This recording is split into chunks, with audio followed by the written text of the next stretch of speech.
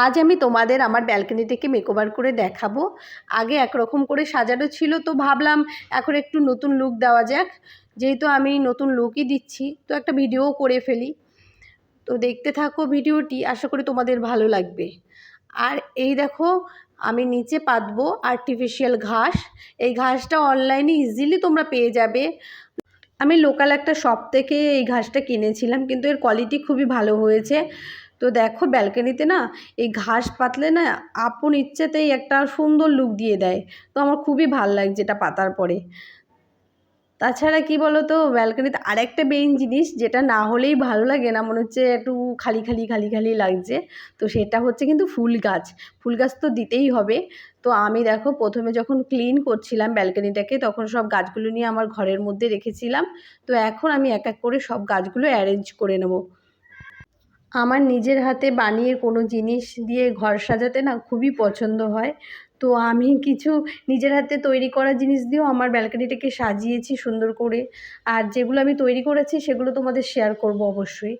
তো আমি না এগুলো চেঞ্জ করতে থাকি, আমার যখন যেটা ভালো লাগে তখন সেটা দিয়েই সাজাতে থাকি। তো ঘর বলো ব্যালকনি বলো এইসব না নিজের পছন্দ মতো জিনিস দিয়ে সাজাতেই, মানে নিজের হাতের টাচ থাকবে এরকম কোনো জিনিস দিয়ে সাজাতে খুব ভাল লাগে। এখানে যে র্যাবিটের মুখটা দেখছো, এটা আমি একটা বোতল কেটে, মানে থামস আপের যে বোতলগুলো হয় ওটা কেটেই বানিয়েছি। তো এরকম আমি দুটো বানিয়েছি, টবের মতন, বেশ ভালোও লাগছে দেখতে দেখো। আর এই টবটা করেছি একটা ফেভিকলের এই কোটো ছিল, তো সেটার উপর করে দিয়েছি একটা ইমোজি টাইপ। আর এই গাছটা দেখো খুব একটা মানে সিম্পল গাছ, কিন্তু দেখো এই কর্নারটাকে কি সুন্দর বানিয়ে দিয়েছে। তো একটা মানে এই কালারের একটা ফুল গাছ তোমরা রাখতেই পারো। তো আর একটা যদি সাদা কালার হতো না, পাশে রাখলে আরও সুন্দর দেখতে লাগতো। তো এরপরে আমি একটা সাদা কালারের গাছ কিনে এই পাশে রেখে দেবো। আর কিছু টব দিয়ে আমি এই দেয়ালটার উপরে সাজিয়ে নিচ্ছি। তো এখান থেকে লাইন দিয়ে গাছগুলোকে রাখলে না দেখতে খুবই সুন্দর লাগে ব্যালকনিটা। তো ফাঁকাও থাকলো, নিচে হাঁটা চলার সুবিধাও থাকলো, আর উপর থেকে ফুলও হলো, দেখতেও সুন্দর লাগবে। আর এখানে বসে বসে কফি চা খাওয়ার মজাই আলাদা। পুজোর টাইম, তাই লাইটিং তো একটু রাখতেই হয়। রাত্রেবেলা দেখতে খুবই সুন্দর লাগবে, তাই আমি এখন চুনি লাইট টানাচ্ছি। তো রাত্রেও দেখতে খুব ভালো লাগবে এখানে যদি বসি না। আর হালকা আলোর ওপরে আমি রাখছি, বেশি আলো দেবো না, কারণ বেশি আলো দিলে বসতে মানে আমার ভালো লাগে না। হালকা আলো থাকবে, বসবো, খুব সুন্দর লাগবে একটা। এই যে ওয়াল হ্যাঙ্গিংটা দেখছো, এটা আমিই বানিয়েছিলাম আমার হাতে। আশা করি তোমাদের ভালো লাগবে। এই টাইপের ভিডিও যদি তোমরা দেখতে চাও তাহলে আমাকে কমেন্ট করতে পারো।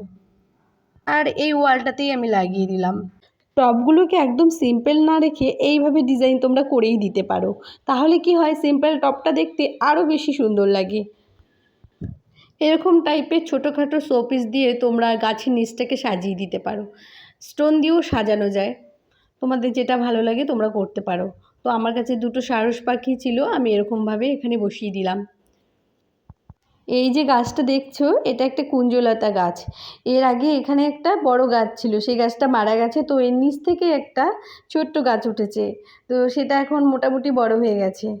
তো যে গাছগুলো আমি তোমাদের দেখালাম, কোনোটাতেই তেমন ফুল নেই। তো পরের দিন যে ফুলটা ফুটেছিল সেটা তোমাদের আমি শেয়ার করব। তো এখন দেখো চা টাইম, তোমরাও চলে এসো একটু বসে আড্ডা দিই। তো দেখিয়ে দিচ্ছি কীভাবে আমি বসে একটু আড্ডা দিই সেটাই।